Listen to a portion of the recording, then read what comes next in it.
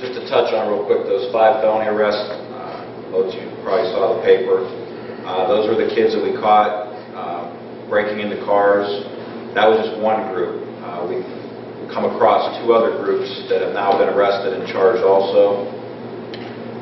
This group was more so attacking cars that were unlocked. I know all of us, including me, I was one of the victims where I live. I left my car unlocked. You'd think I would know better, but it's just a reminder that if you have anything of value in there, luckily I didn't have anything major, to keep it hidden. Some people had their purse taken, laptops taken, medication, wallets, a lot of money. Keep those things at least in the house. If they get in, they don't get that much. This group didn't break any windows, so if the doors were locked, they moved on to other cars.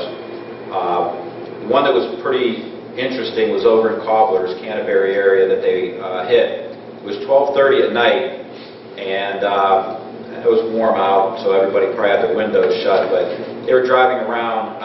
Someone over there had a camera, gave us the footage of it. Saw the kids, one of them would lay down on the ground while the other one would check the cars. When it wouldn't work, they popped up and went to the next neighbor. They were driving around the neighborhood picking this crew up, and loud exhaust on their car, and they had no headlights on, driving around, and obviously nobody heard it. Fortunately, we were able to catch them. They took a break and had stopped at a convenience store at 2:30 in the morning, and luckily with Springfield and our midnight crews, they were able to stop them, question them. Here, in fact, the other 2 guys they had were over at Four Seasons, now breaking into cars and attempted to steal a car there. And to show their bad luck, this whole thing is they stole a car, pushed it out of the driveway, and didn't realize and wouldn't know that it had a dead battery. So this thing was sitting in the middle of the street when our guys got there, and battery was dead. So it didn't matter how much they tried, they weren't unless they jumped it. But luckily, we were able to get them, and we're going to prosecute them as best we can. But I just want to make sure that we all sleep at certain times, but if you hear anything, we always hear, oh, I should have called.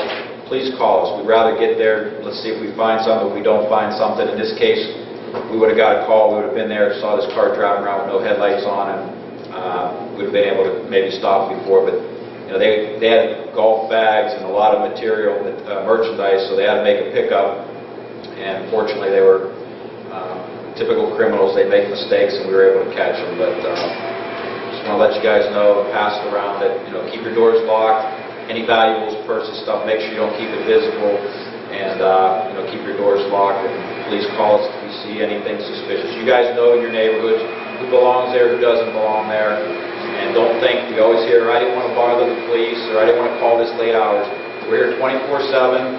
Dispatch will send us there, and we can find out, yeah, it was just your neighbor cutting through your yard to get home, or it's the bad guy trying to break into stuff. So please call when you see those things, and we'll do what we have to do.